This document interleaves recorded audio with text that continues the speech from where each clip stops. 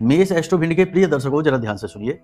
अगर आप ये चाहते हैं कि कोई भी काम जो आप करने जा रहे हैं उसमें आपको 100% सफलता मिले, यानी कि काम आपका बन ही जाए, किसी से मिलने जा रहे हैं वो आपसे प्रभावित हो जाए, आपके लिए हाँ में हाँ मिलाए, पैसे के लिए कोई डील करने जा रहे हैं वहां पर डील सफल हो जाए, बिजनेस व्यापार पर जा रहे हैं, नौकरी पर जा रहे हैं, ऑफिस जा रहे हैं, कार्यालय जा रहे हैं, दुकान जा रहे हैं, आपको सफलता ही सफलता प्राप्त हो। तो इसके भी कुछ बहुत ही महत्वपूर्ण सूत्र हैं, बड़े ही सरल सूत्र हैं, इन्हें जीवन में उतारिए और नकारात्मकता से दूर रहिए। ठीक है, सूत्र क्या है, ध्यान से सुनिए, आपको बताने जा रहे हैं। इन सूत्रों को जीवन में उतारिए, फिर परिणाम हमें आप बताना कैसे आपको प्राप्त हुए।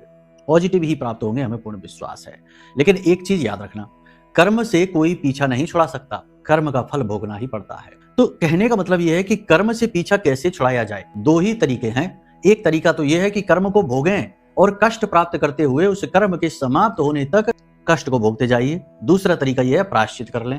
अब प्रायश्चित तो तब करें जब पता तो चले कि कौन सा कर्म है, और इसको पता लगाने के लिए बड़ी सुंदर विधा है कुंडली। जी हाँ, हमारी अपनी आध्यात्मिक परंपरा का हिस्सा है।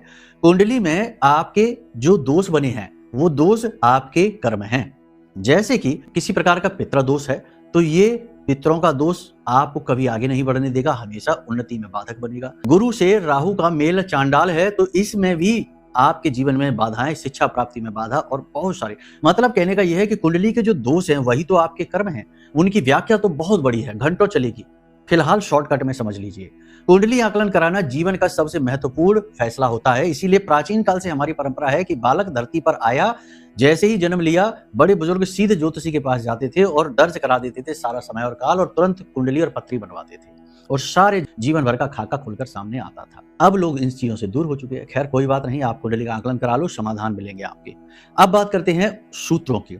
जब भी घर से बाहर निकलो तो अपनी नासिका से देखो श्वास बाहर किससे आ रही है। अगर दाहिनी नासिका से श्वास बाहर आ रही है तो दाहिना पैर घर से बाहर निकालो। बाईं नासिका से श्वास बाहर आ रही है तो थोड़ी देर ठहर जाओ, कोशिश करो कि बाहर ना जाना पड़े, जाना पड़े भी तो बायां पैर बाहर निकालो, काम बनेगा। हर एक चीज में देखो काम बनेगा कि नहीं बनेगा। दाहिनी श्वास चलती है तो काम बनते हैं, बाईं श्वास चलती है तो काम बाधित होते हैं। इसी के साथ साथ जब भी जल पानी ग्रहण करो तो पानी की अपनी याददाश्त होती है, अपनी ऊर्जा होती है।